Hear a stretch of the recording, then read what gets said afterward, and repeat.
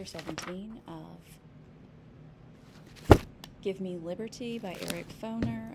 The name of the chapter is Freedoms, Boundaries at Home and Abroad, and it covers the years 1890 to 1900. See how much I can get done before I have to go to carpool. This is a painting by Francis Davis Millett. It depicts a well-dressed couple in a parlor filled with maps of the world and mementos from Asia. It suggests that manifest destiny involves not just territorial expansion, but acquiring the spoils of travel and more. These are the topics we're going to cover. Our first focus question is, what were the origins and significance of populism? All right, populism, when you hear this word, it sounds like popular, it sounds like people, and that's kind of what it is. We have labor unrest happening in most of the country. And this is in response to falling agricultural prices, and the rural areas are being really hit hard.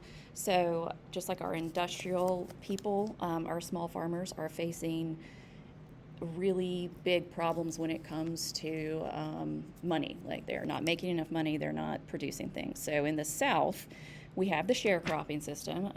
This locks in tenant farmers, both black and white, into a perpetual cycle of poverty.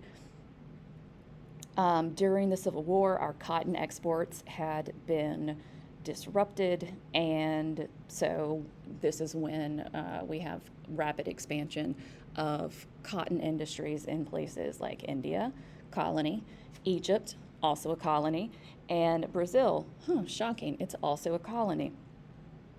I mean, at least it was founded in those contexts. There is a glut of cotton now on the world market, and so the prices fall. They go from 11 cents a pound in 81 to 4.5 cents a pound in 94, and this is 18.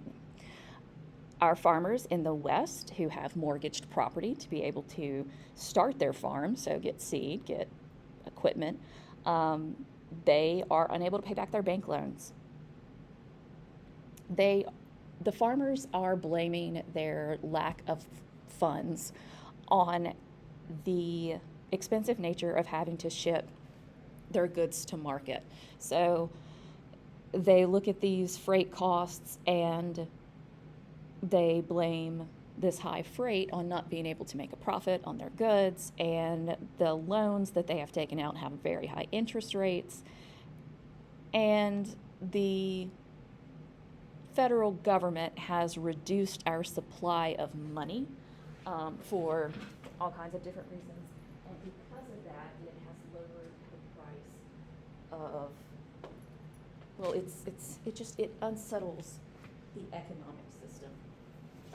This actually is the time period that is, it was actually called the Great Depression before the Great Depression in the 1930s. So, I mean, before this point, this was, or I guess before the 30s, this was our Great Depression. So we have the Farmers Alliance, and this is kind of like all of our farmers getting together as one organization, kind of like a grassroots effort to fix what's going on. So the Farmers Alliance was founded in Texas in the late 1870s. It spreads to 43 different states, and their philosophy is that any kind of other way open to them as farmers is to succeed and be free, because you're free of debt, you're free of insecurity, or you can fail and basically become a sharecropper. I mean, really, that's your only other option. So freedom now we have is being equated with success in the American economy. Initially, this alliance stays out of politics. They want to kind of work on the situation, the economic situation on their own and not within the political system. You would have these exchanges, kind of like what we think of as a co-op today. And as they're working through these different options, they finally realize that this is not going to work. They're not going to be able to finance it. Banks are not giving out loans. And so finally, the Farmers Alliance looks at the federal government and they say, hey, why don't you have warehouses where we can store excess crops until we can sell them? This would then allow our farmers also to kind of work within the price system. So supply and demand.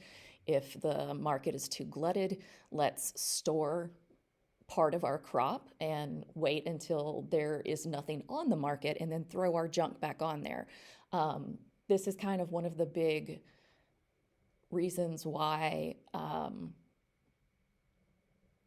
can't think of how to explain this, but so a really big cost of running a business is actually having the physical place to, if you are a store, to like store, if you have a store, you have to store your store, to be able to keep things back in stock.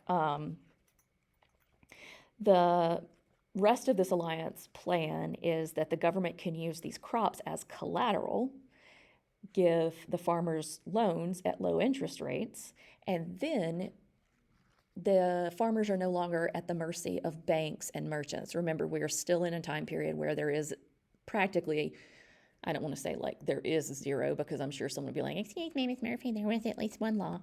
But like, for all practical purposes, there's no regulation on banks. There's no backup on banks.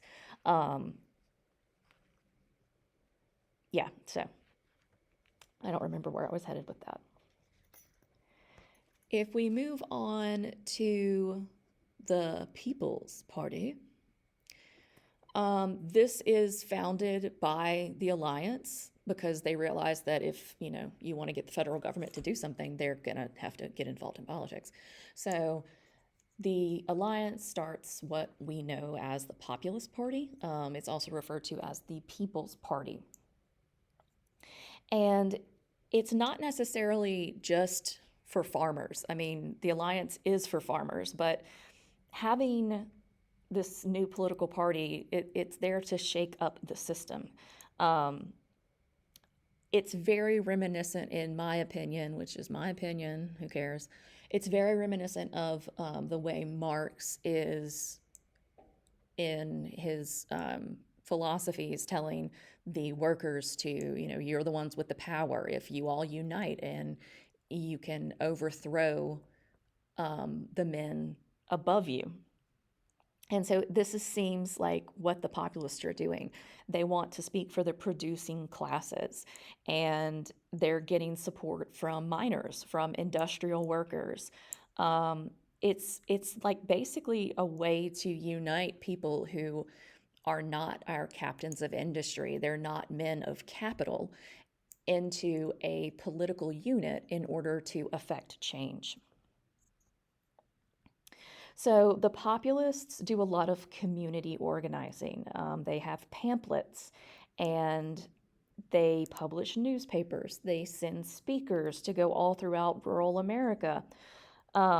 Your book talks about a Texas populist orator named Cyclone Davis. And he has the writings of Thomas Jefferson, and he quotes it so that he can talk about how evil banks and large corporations are, even though Thomas Jefferson himself would have probably been a fan.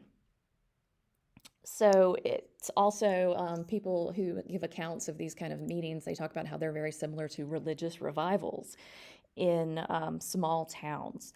So the version of America as a group of small producers who understand that their freedom is part of being of owning productive property and respecting the dignity of labor. If we think back historically, this has kind of always been that philosophy. I mean, sure, your original founding fathers are not necessarily what we would call men of labor, but it is the idea of the common man being who this country is founded for. And it's almost as if this idea of what the common man is shifting over time. So our populists are using language from the 19th century, but they're very forward looking. They're not looking back. They embrace modern technology. They like the railroad, the telegraph, the national market. They are simply asking the federal government to step in and regulate them for the public's good. I mean, it's not like they're saying, hey, we want only a certain group of people to benefit. They're like, look, the government needs to be an impartial kind of third party to step in and make sure things are going the way they're supposed to. They think that the federal government is supposed to be, it's not supposed to be partisan. They want someone to operate the federal government in a business-like way to promote public good. They promote agriculture education. They think farmers should adopt modern methods. These are not people who are like these podunk farmers, if you want to think of them that way. That's not who they are. They're very much men of their time and men looking towards the future. And yes, men. We're still in the 1800s.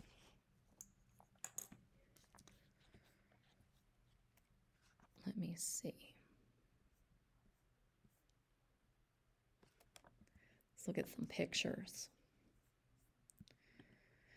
All right, so this is a picture of Carnegie's Ironworks in Homestead, Pennsylvania, and that very dapper gentleman there is not identified in the information I have in front of me, but I like his hat.